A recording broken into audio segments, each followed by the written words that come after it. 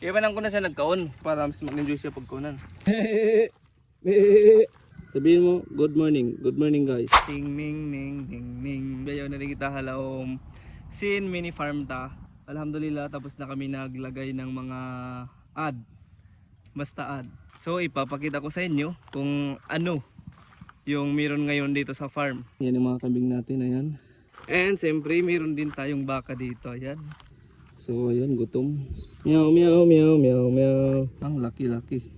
Sabihin mo, good morning guys. Habang wala pang tanim, yung mga kambing dito sila kumakain sa loob, ayan.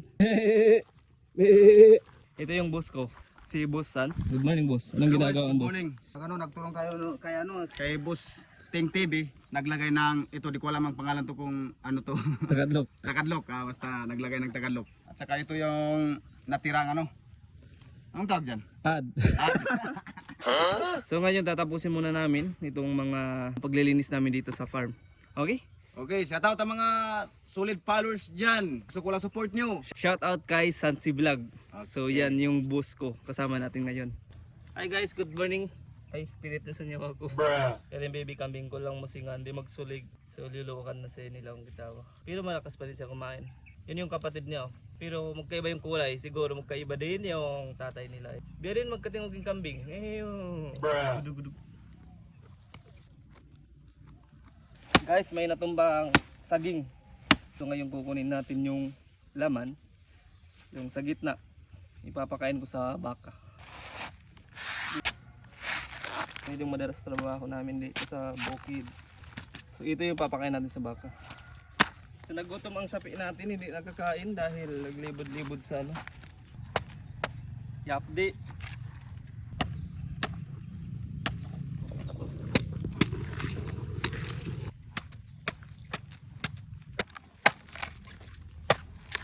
Ito yung ubod, tapos na ito yung nasa ilalim talaga.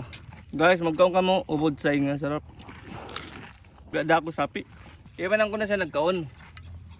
Kasi matawad mo pagkaon niya para mas mag-enjoy siya pagkaunan. Sarap. Ayan guys, di na siya minom. Kasi yung kinain niya saging may tubig na yun. Magkadya rin na ba sapi ko ini para ipag-ungsod kayo mo kita ba? Nakapukaw na. Smile, selfie, 1, 2, 3. Go! Naginto na yung tapi. And after the work guys, ito yung naghihintay sa atin. Yan, may ginataang gulay, tinola, tapos siyang lag. Hey, bismillah. Siyang lag, iban sayo.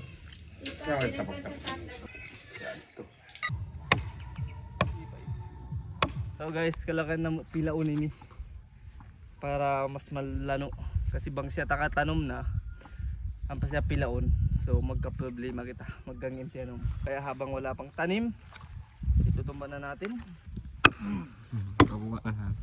Malayo ko.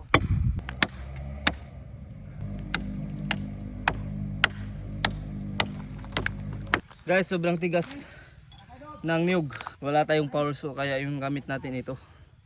Keeping. Tingnan nyo, nabingkok. Oo. Tingnan nyo, ulit na lang. Yan na lang, pero ang hirap. Ang hirap itumba.